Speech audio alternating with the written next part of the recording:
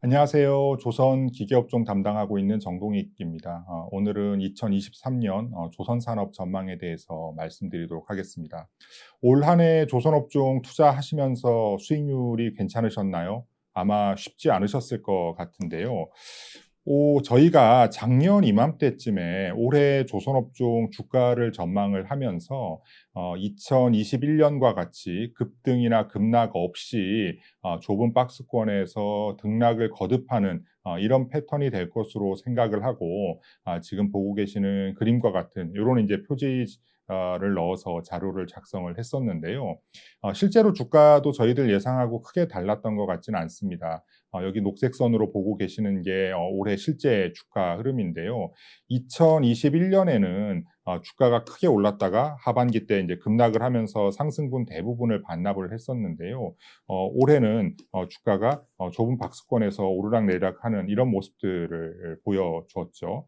어 근데 인제 실제로 내년 조선업종 전망을 함에 있어서도 올해와 크게 다르지 않은, 그러니까 수익을 내기가 쉽지 않은 시장 상황이 연출이 될 걸로 저희는 생각을 하고 있습니다.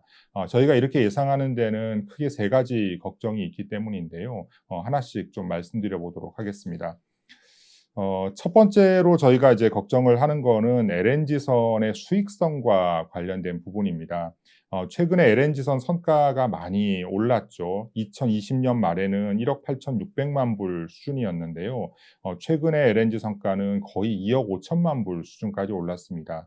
2년 남짓한 사이에 30% 넘게 선가가 상승하다 보니까 당연히 '이 LNG선들이 수익이 많이 나겠구나.' 하는 어떤 기대감들을 이제 갖게 된 상황인데요. 저희가 인제 그 조선사들의 수익성을 추정하는 데 뭐 사실은 저를 포함한 많은 애널리스트들이 고생을 하고 있습니다. 쉽지 않기 때문인데요.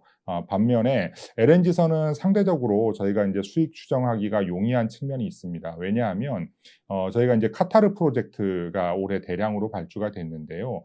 당초에 인제 최초에 그 도크 예약 계약이라고 해서 인제 일종의 가계약 같은 건데, 요게 인제 2020년에 이루어졌었거든요.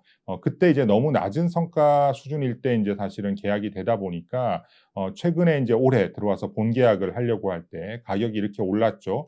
그러니까 이제 이 부분들을 실제로 이제 가격 인상 없이 건조했을 때는 대규모 손실이 불가피한 어떤 상황이었기 때문에 카타르와 한국 조선사들이 재협상을 하게 되고요. 요런 재협상들을 통해 가지고 대략 2억 1,500만 달러 정도의 인제 그 가격을 다시 결정을 하게 됩니다. 그래서 인제 업계에서는 이 2억 1,500만 달러 정도가 LNG선에서 기대되는 어떤 좀 이렇게 그 BEP 수준이 아니겠느냐, 요렇게 인제 생각들을 할 수 있는 어떤 단서가 마련이 된 건데요.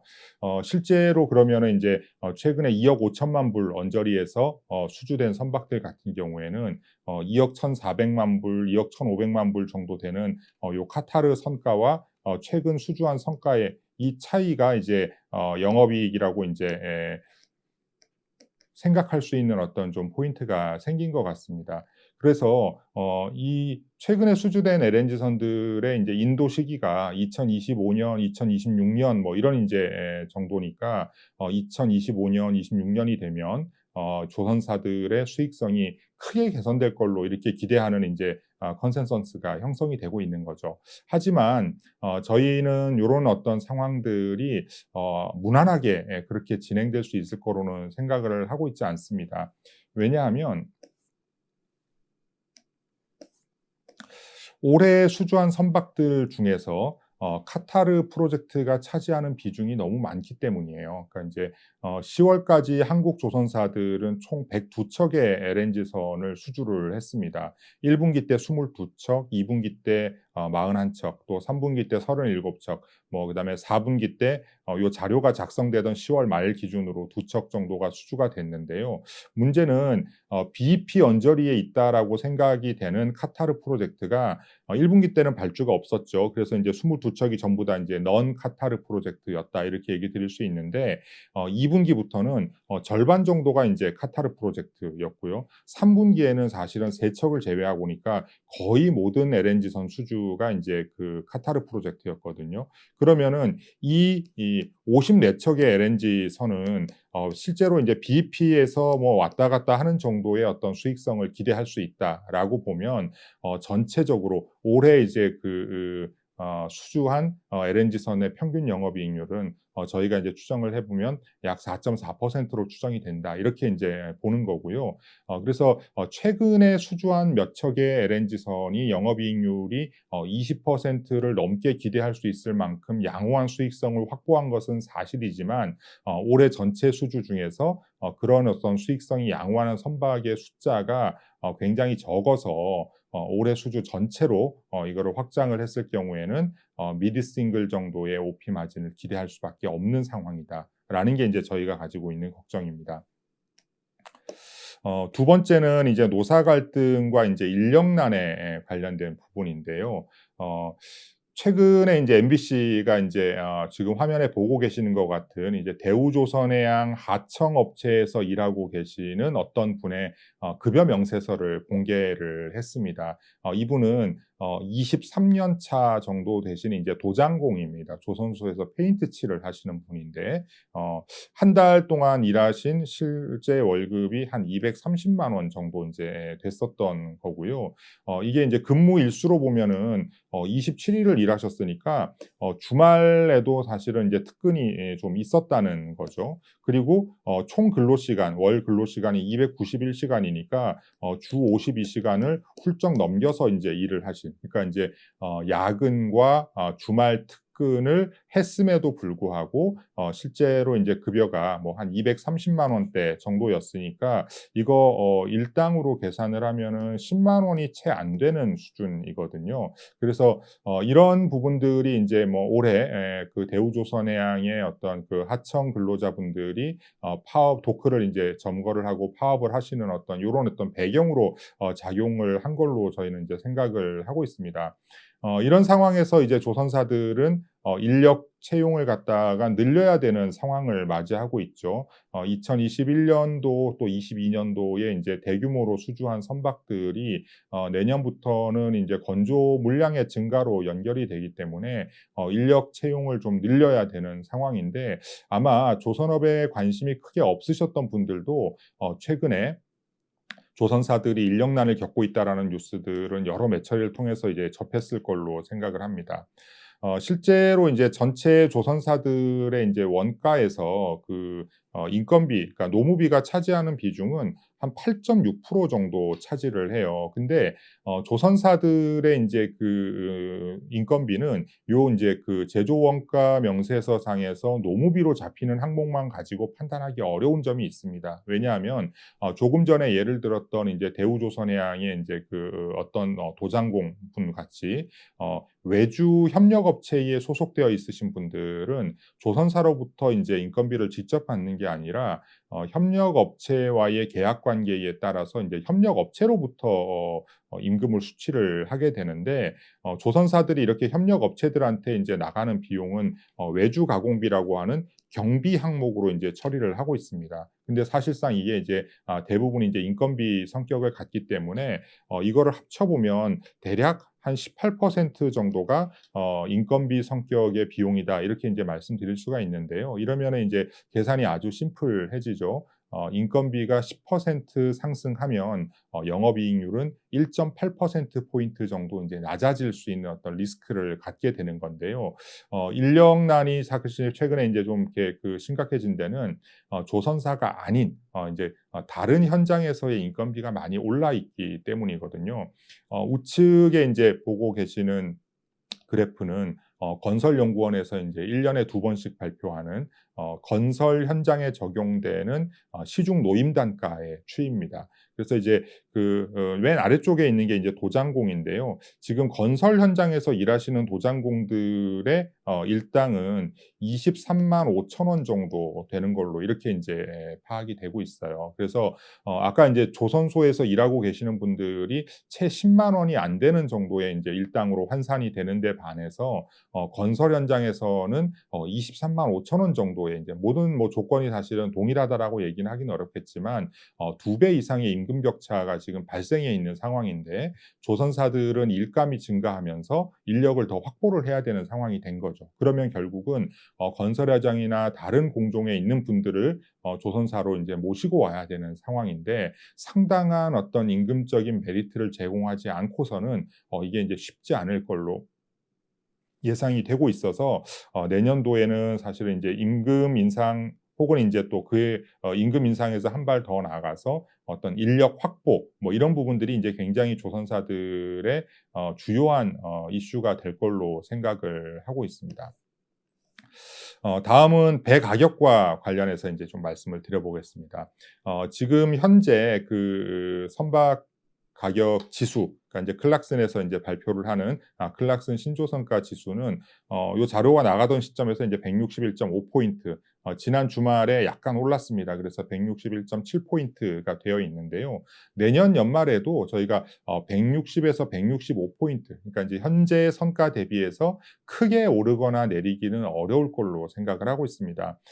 신조선가는 2020년 말부터 인제 상승을 시작해서 대략 한 2번 정도의 변곡점이 있었던 것 같아요. 초반에 2021년 9월까지 굉장히 가파르게 인제 오르고요. 여기서 인제 올해 6월 달까지 인제 상승 속도가 인제 굉장히 좀 둔화가 되는 모습들이 나오는데 올해 하반기 들어 가지고는 사실은 거의 플랫한 모습을 보이고 있거든요. 실제로 위클리 데이터를 보면은 주간 단위로 내렸다 올랐다를 지금 반복하는 요런 상황들이 오고 있어서 신조선가 그러니까 달러 기준의 신조선가는 상승세가 상당히 좀 이렇게 둔화가 되어서 조선사들이 일감을 충분히 확보하고 있어서 이걸 바탕으로 인제 협상력을 발휘하고 있다고는 하지만 강한 상승세를 기대하기는 다소 좀 어려운 걸로 생각을 하고 있습니다. 근데 저희가 걱정하는 거는 사실은 인제 달러 기준의 인제 신조선가가 아니고요. 원화 기준의 이제 신조선가거든요. 왜냐하면 조선사들은 달러로 수주를 하지만 이거를 인제 원화로 인제 매출을 인식하는 구조이기 때문에 환율이 떨어지게 되면 달러 성과가 유지되거나 소폭 상승한다고 하더라도 실질 성과인 원화 성과가 하락할 리스크를 안고 가게 되는데요. KB증권 매크로팀에서는 내년 연말 환율을 1,280 원까지 떨어지는 걸로 보고 있고요. 사실 이게 인제 자료가 나갔었던 10월 말 시점부터도 현재까지 환율이 꽤 떨어져 있는 상황이죠. 뭐 이렇게 되면 예를 들면 1,400 원일 때 1억 달러짜리 배를 수주를 하면은 매출액을 1,400억 원으로 인식을 하게 되는 거지만 1,280 원이 된 상황에서 똑같이 1억 달러짜리 배를 수주를 하면은 매출액이 1,280억 원이 돼서 매출에서부터 인제 차이가 이만큼이 나게 되는데 대부분의 원가는 원화로 투입이 되기 때문에 매출액의 차이는 이익의 차이로 연결되는 부분들이 인제 대부분이어서 조선사들의 어떤 실질 수주 성과 혹은 인제 기대 수익률은 환율이 하락함에 따라서 떨어질 수 있는 어떤 리스크를 갖고 있다고 얘기 드릴 수가 있겠습니다. 다음은 인제 상선 수주와 관련된 부분인데요. 많은 분들이 인제 수주에 가장 인제 관심들을 두고 계시죠. 근데 저희가 작년 이맘때쯤에 2021년 대비해서 2022년에 신규 수주가 크게 감소할 겁니다. 이렇게 인제 전망을 드렸었는데 실제로 올해 신규 수주는 작년 대비해 가지고 약 27% 정도 감소할 걸로 저희가 예상이 되는 상황입니다. 뭐 10월 달까지의 데이터가 나와 있는 상황이기 때문에 11월, 12월 2달 동안에 아주 큰 어떤 예측을 빗나가는 어떤 상황들이 발생하지 않는다라고 하면 지금 올해 전망치는 뭐 저희들이 보여드린 숫자에서 크게 다르진 않을 걸로 생각을 하는데요.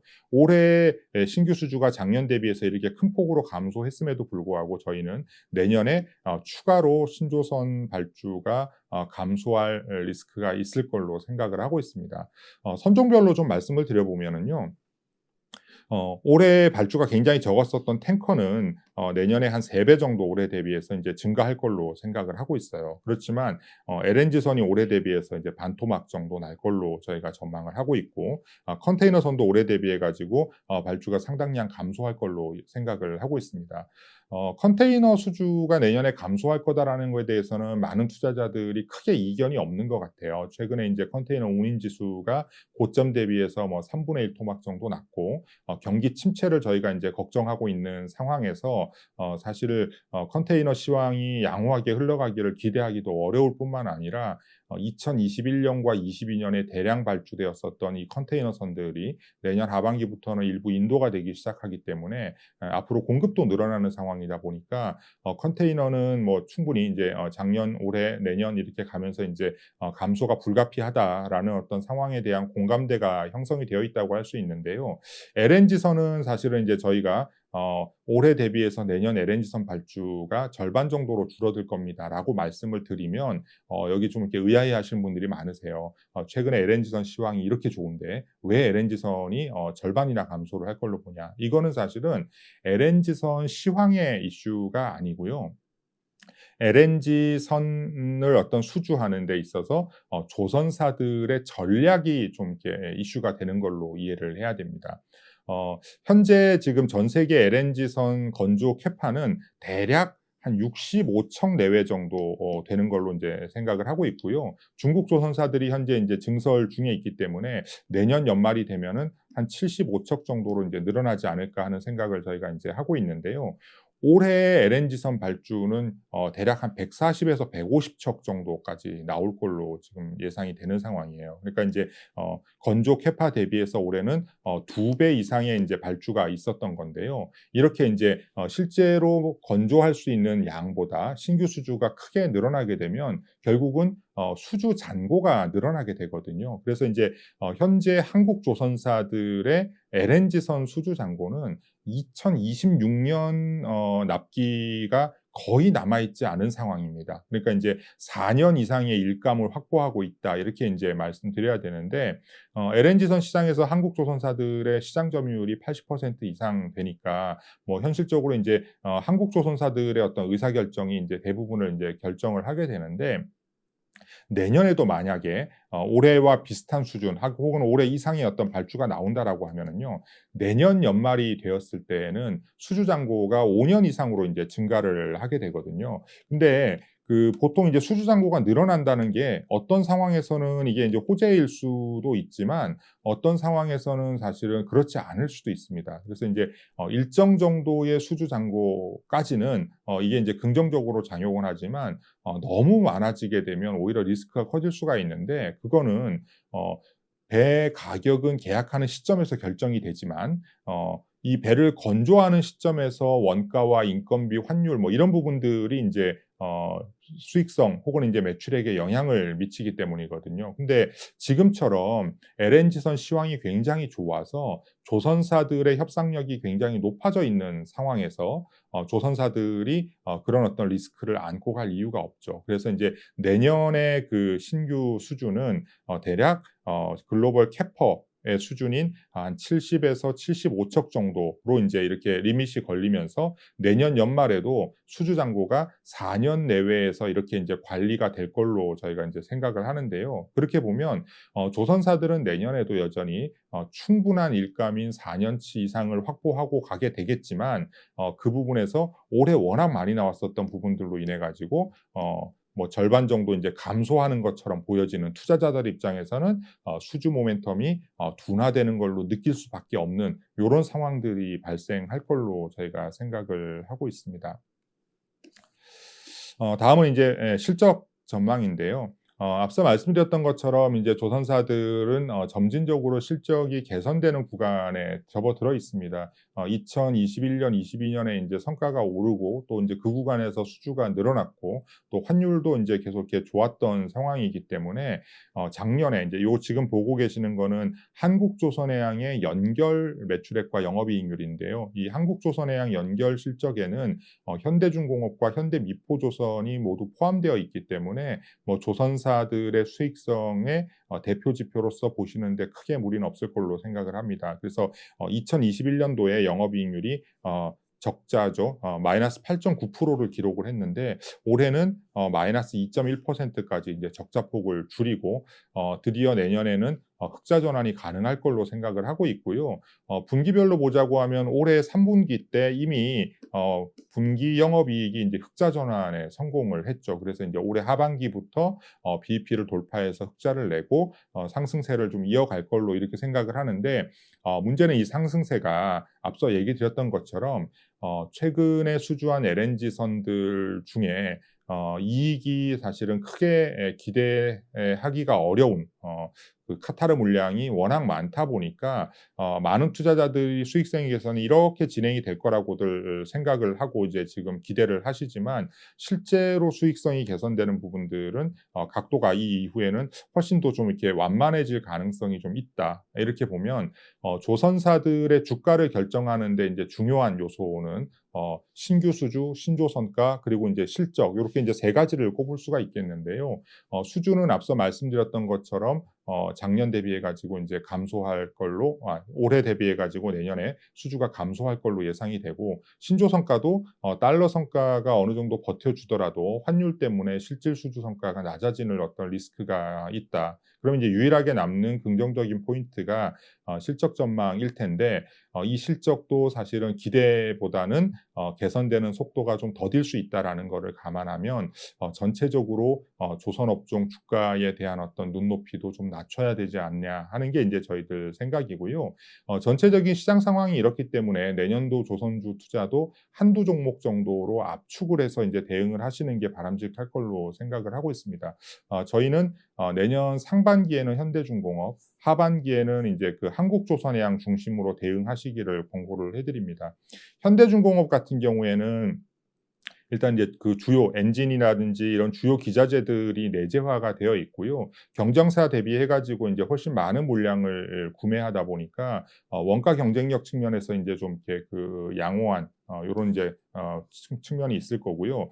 그다음에 이러다 보니까 사실은 올해 3분기 때 인제 흑자 전환한 거에서도 보여졌듯이 인제 실적 개선이 다른 경쟁사들 대비해서 인제 가장 빠르게 나타난 측면이 있습니다. 그다음에 인제 러시아 경제 제재와 관련해 가지고도 지금 특별한 리스크를 갖고 있지 않고요. 그다음에 드릴십 관련해서도 지금 뭐 다른 경쟁사들과는 달리 이슈가 없는 상황이죠. 또한 최근에 인제 주가가 좀 하락을 하면서 밸류에이션 부담도 상당히 완화되었기 때문에 일단 내년 상반기까지는 현대중공업을 중심으로 좀 이렇게 트레이딩을 하시기를 권고를 드립니다. 하반기에는 저희가 인제 한국조선해양의 주가가 좀 더 나을 수 있을 걸로 생각을 하고 있습니다. 이렇게 보는 데는 이제 두 가지 이슈가 있는데요. 첫 번째는 자회사인 현대삼호중공업의 인제 IPO 때문이고요. 또 하나는 이제 M&A에 대한 어떤 그 가시화 가능성을 얘기를 드리고 싶은데요.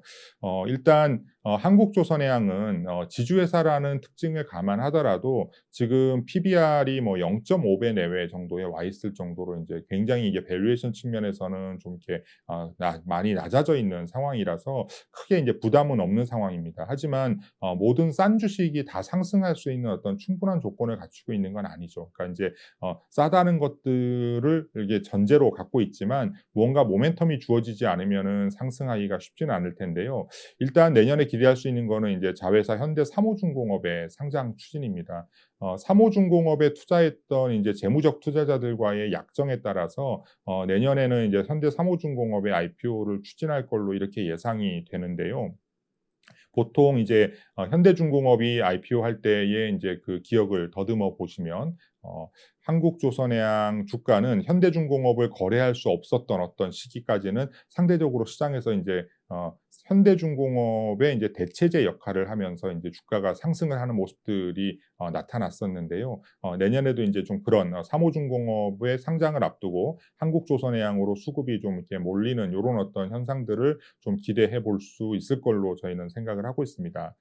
또 하나는 이게 인제 M&A 이슈인데요. 그러니까 인제 한국조선해양은 지금 인제 현금을 3분기 말로 대략 한 1.5조 원 내외 정도 가지고 있고 뭐 차입금을 제외하더라도 한 1.3조 원 정도의 인제 순연금을 가지고 있는 상황입니다. 그동안 인제 그 핵심 기자재의 내재화라든가 또 인제 향후 미래 신사업과 관련된 부분들에 대한 투자를 적극적으로 하겠다라는 입장을 밝혀온 만큼 내년에는 뭔가 좀 성과가 나올 수 있지 않을까 하는 기대를 하고 있는데요. 특히나 지금 이제 경기 침체를 저희가 인제 많이 우려를 투자자들이 인제 하고 있는 상황에서 어 한국조선해양 같이 인제 그 대규모 현금을 보유하고 있는 상황인 회사들 같은 경우에는 경기 침체로 인해 가지고 사실은 M&A 매물이 증가할 수 있는 환경에서 이제 상당히 좀 이렇게 유리한 어떤 상황을 맞이할 수 있을 걸로 생각을 하고 있습니다.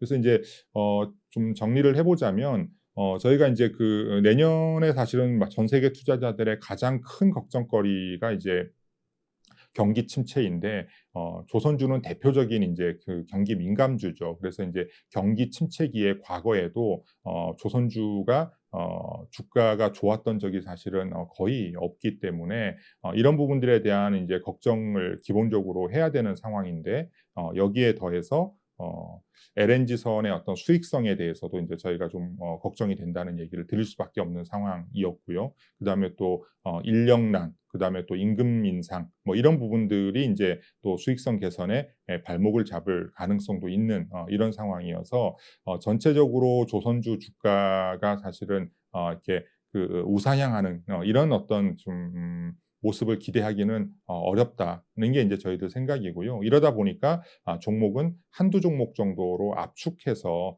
가져가시는 게 좋지 않겠느냐 하는 생각을 말씀을 드렸고요.